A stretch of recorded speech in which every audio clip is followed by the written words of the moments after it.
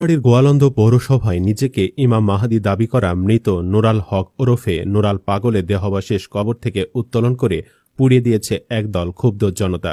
গত ৫ সেপ্টেম্বর জুমার নামাজের পর এই চাঞ্চল্যকর ঘটনা ঘটে। একই সাথে নুরাল পাগলের বাড়ি ও তার অনুসারীদের দ্বারা নির্মিত দরবার শরীফেও হামলা চালিয়ে ভাঙচুর ও অগ্নিসংযোগ করা হয়। স্থানীয় সূত্রে জানা গেছে, নুরাল পাগল ইসলাম ধর্মকে বিকৃতভাবে উপস্থাপন করতেন এবং নিজেকে ইমাম মাহাদি হিসেবে দাবি করতেন। গত ২৩ আগস্ট বার্ধক্যজনিত কারণে তার মৃত্যুর পর অনুসারীরা তার বাড়িতে একটি উঁচু সমাধি নির্মাণ করে, যা দেখতে কাবাঘরের আকৃতির ছিল বলে অভিযোগ উঠেছে।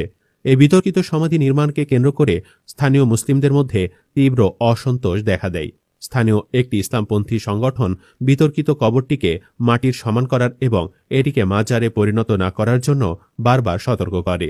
স্থানীয়দের অভিযোগ, একাধিকবার সতর্ক করা সত্ত্বেও অনুসারীরা তাদের সিদ্ধান্তে অটল থাকে এবং প্রশাসনও এ বিষয়ে কোনো কার্যকর ব্যবস্থা গ্রহণ করেনি। প্রশাসনের নিষ্ক্রিয়তা এবং নুরাল পাগলের অনুসারীদের মাজার তৈরির চেষ্টার প্রতিবাদে স্থানীয়দের দীর্ঘদিনের ক্ষোভ গত ৫ সেপ্টেম্বর জুমার নামাজের পর প্রকাশ পায়। তাওহিদি জনতা নামে পরিচিত একদল মানুষ নুরাল পাগলের সমাধিতে হামলা চালায়। তারা কবর খুঁড়ে তার দেহাবশেষ বের করে এনে প্রকাশ্যে আগুনে পুড়িয়ে দেয়। একই সময়ে তার বাড়ি ও দরবার শরীফেও ব্যাপক ভাঙচুর চালানো হয় এবং আগুন ধরিয়ে দেওয়া হয়। পরিস্থিতি দ্রুত অবনতি হওয়ায় এবং ব্যাপক উত্তেজনা ছড়িয়ে পড়লে রাজবাড়ীর পুলিশ সুপার কামরুল ইসলাম ও সেনাবাহিনীর একটি দল ঘটনাস্থলে পৌঁছায়। তাদের সম্মিলিত প্রচেষ্টায় পরিস্থিতি নিয়ন্ত্রণে আসে। তবে আইনশৃঙ্খলা রক্ষাকারী বাহিনী পৌঁছানোর আগেই নুরাল পাগলের মাজার ও দরবার শরীফ সম্পূর্ণরূপে তছনছ হয়ে যায়। এই ঘটনা নিয়ে স্থানীয়দের মধ্যে মিশ্র প্রতিক্রিয়া দেখা দিয়েছে। একজন স্থানীয় ইসলামপন্থী কর্মী এই ঘটনার বিষয়ে বলেন, উদ্দেশ্য ছিল স্পষ্ট, তার মুরিদরা তার কবরকে মাজার বানিয়ে ব্যবহার করবে। স্থানীয় ইসলামপন্থী সংগঠন এই কার্যক্রমে বাধা দেয় এবং কবরকে মাটির সমান করতে বলে, মাজার তৈরি না করতে বলে। কিন্তু মুরিদরা মানতে নারাজ হওয়ায় দুই পক্ষের মধ্যে সংঘর্ষ বাধে। যার লাশ দিয়ে মাজার বানানোর চেষ্টা চলছিল, ইসলামপন্থীরা সম্ভবত তার লাশ পুড়িয়ে দেয়।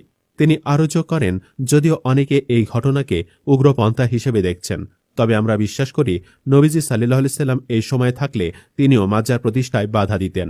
ইসলামে মাজার পূজা হারাম, এ বিষয়ে প্রতিষ্ঠিত আলেমদের মধ্যে কোনো দ্বিমত নেই। ঘটনা সমালোচকদের উদ্দেশ্যে তিনি বলেন, ইসলাম ছাড়া আর সবকিছুই সুশীলদের পছন্দ। এরা ইসলামকে সালাফিজম ওয়াহাবিজম নামে ডাকে। এরা কখনোই বলবে না এসব মাজার থেকে গরিব মানুষের কোটি কোটি টাকা প্রশাসন ও দলীয় মন্ত্রী নেতাকর্মীদের পকেটে যায়। এরা কখনোই বলবে না এসব মাজার মাদক সেবনের অবাধ সুযোগ করে দিয়ে প্রজন্মকে ধ্বংস করছে। আমি এদেরকে গরিবের শত্রু, জাতীয় স্বার্থের শত্রু মনে করি। ইসলামে তো বটেই। তিনি আরও দাবি করেন, বারবার প্রশাসনকে জানানোর পরও নিয়মতান্ত্রিক সকল পদ্ধতি শেষ হয়ে যাওয়ার পর জনগণ কি করবে? জনতার যখন পিঠ দেয়ালে ঠেকে, তখন হাসিনাও আইন দেখিয়ে পার পায়নি। উপস্থিত ওলামায়ে কেরামও বাধা দেওয়ার চেষ্টা করেছেন, পারেননি। আজকে যারা মব মব বলে চিৎকার করছে, তারাও এসব সুশীলীয় কাগজে আইন দেখিয়ে জনতাকে থামাতে পারবে না। জনতা যখন বিচার ইনসাফের ব্যাপারে হতাশ হয়, তখন এমন ঘটনাই ঘটবে। তবে মৃতদেহ পুড়িয়ে দেওয়ার বিষয়ে ওই ইসলামপন্থী কর্মী তাদের দ্বিমত প্রকাশ করে বলেন, কবর থেকে লাশ উঠিয়ে পোড়ানো সমর্থন করি না, কারণ এটা জায়েজ নয়। আবার মুসলিমদের আবেগ অনুভূতি শরিয়ার সাথে সঙ্গতিপূর্ণ হওয়াও জরুরি। তবে যে কোনো কবর ভেঙে সমতল করার পক্ষপাতী। বন্ধুরা, এ নিয়ে আপনাদের কার কি মত? তৌহিদি জনতার পক্ষে নাকি বিপক্ষে? জানাতে পারেন মন্তব্যের ঘরে। আল্লাহ হাফেজ।